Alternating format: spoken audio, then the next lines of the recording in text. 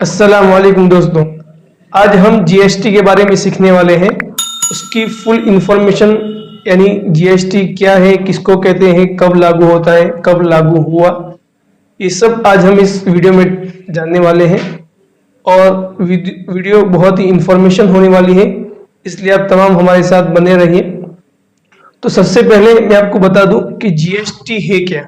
ठीक है, 1 जुलाई 2017 से पहले गवर्नमेंट तरह तरह के टैक्स लेती थी, लेकिन 1 जुलाई 2017 से जीएसटी को लागू किया गया और उस जो भी टैक्स थे उन तमाम को मुनहदिम करके सिर्फ जीएसटी को कायम किया गया। जीएसटी किसको कहते हैं? जीएसटी है कि जब कोई आदमी कोई चीज सेल करता है, बेचता है या खरीदता है और उसके उस पर जो पेड करता है, जो टैक्स पेड करता है, उसको जीएसटी बोलते हैं। ठीक है, जीएसटी का फुल फॉर्म है goods and service tax. GST का full form goods and service tax. GST कब लॉन्च किया गया? 1 जुलाई 2017 को जीएसटी लॉन्च किया गया, यानी अप्लाई किया गया। अब बात आती है कि जीएसटी किस पर लागू होता है। तो जिस दुकान का सेल और परचेस मिलाकर साल का 40 लाख का टर्नओवर होता है, उस पर जीएसटी लागू होता है। जीएसटी के 5 स्लैब हैं, यानी कितने तरह के जीएसटी लगते हैं।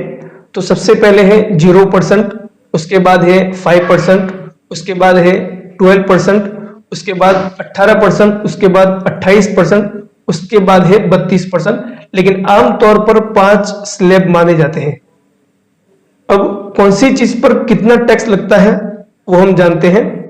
हैवी मेटल और जो ब्रांडेड चीजें हैं और बॉडी पार्ट्स, यानी जो गाड़ी के बॉडी पार्ट्स होते हैं, उस पर 28% जीएसटी लगता है। फिर इसी तरह इलेक्ट्रॉनिक प्रोडक्ट है, सीआरसी शीट है और स्टील के जो भी आइटम्स है उस पर 18% टैक्स लगता है। प्लास्टिक के आइटम से इसी तरह बाज मेडिसिन है, उस पर 12% टैक्स लगता है। चाय, कॉफी, ऑयल और रिफाइंड ऑयल, इस पर 5% टैक्स लगता है। एग्रीकल्चर की जितनी भी चीजें हैं, इसी तरह चैरिटी प्लेसेस है, मंदिर हो, मस्जिद हो, और इसी तरह ट्रस्ट की जो भी चीजें हैं उन तमाम पर 0% टैक्स लगता है, यानी उन पर टैक्स नहीं लगता। फिर जो दारू है यानी वाइन और इसी तरह टोबैको, उन पर 32% टैक्स लगता है।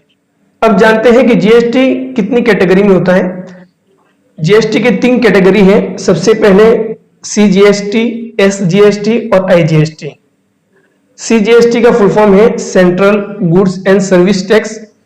एसजीएसटी का फुल फॉर्म है state goods and service tax.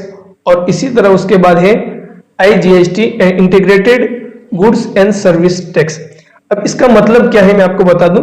जैसे अगर कोई आदमी कंपनी चला रहा है और अगर वो परचेज कर रहा है अपने ही स्टेट से, मान लीजिए वो आदमी गुजरात का है और वो गुजरात से ही परचेज कर रहा है, तो उसको सीजीएसटी और एसजीएसटी पे करना होगा, उस पर आईजीएसटी लागू नहीं होगा।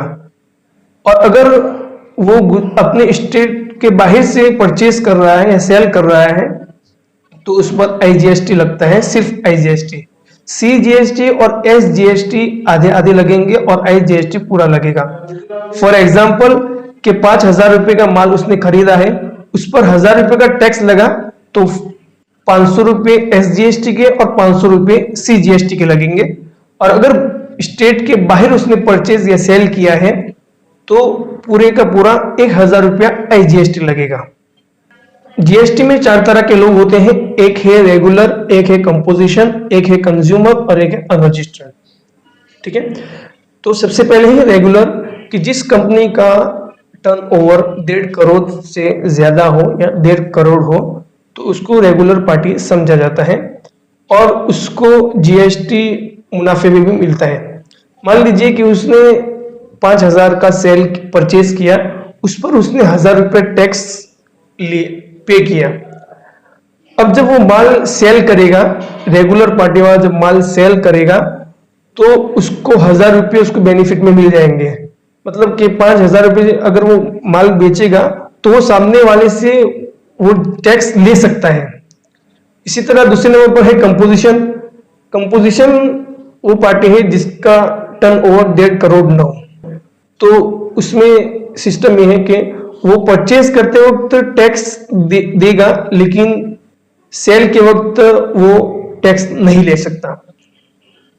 तीसरे नंबर पर है कंज्यूमर, जो कि डायरेक्ट B2C हो, यानी डायरेक्ट कस्टमर को सेल हो, और एक है अनरजिस्टर्ड पार्टी।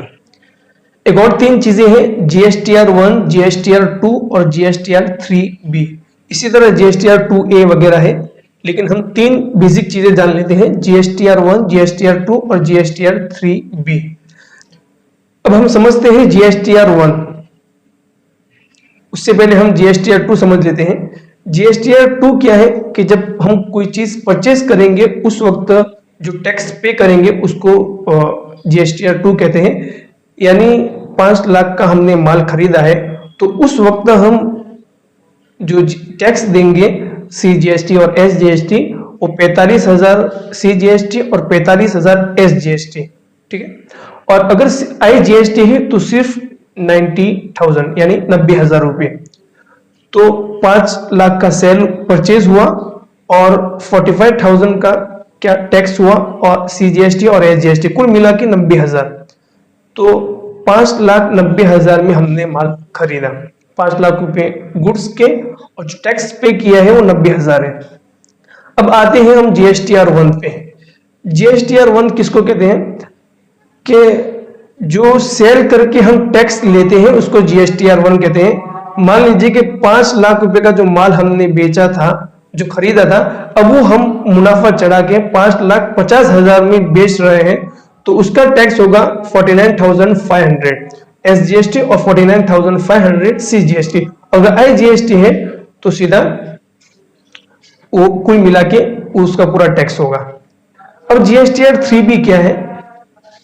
GSTR3B क्या आपने 5 लाख का माल खरीदा था और 90,000 रुपये आपने टैक्स पे किए थे, लेकिन जब माल आपने बेचा है तो 5 लाख और 50,000 का माल आपने बेचा है, तो जो टैक्स 90,000 है वो तो आपने दे दिए हैं, लेकिन जो 9,000 ऊपर आपने टैक्स लिया है कस्टमर से, वो टैक्स आपको गवर्नमेंट को पे करना होता है। 5 लाख का आपने माल खरीदा था, 90,000 रुपये आपने टैक्स पे किया, लेकिन जब सेल करते वक्त आपने माल बेचा है 5,50,000 का, तो जो ऊपर के 50,000 का जो टैक्स हमने पे नहीं किया है उसको GSTR3B कहेंगे, और ये हमें पोर्टल पर अपडेट करना होता है और वो टैक्स हमें पे करना होता है। आई होप आपको वीडियो अच्छा लगा होगा। अगर आपको वीडियो अच्छा लगा है तो प्लीज कमेंट कीजिए और शेयर कीजिए और सब्सक्राइब कीजिए।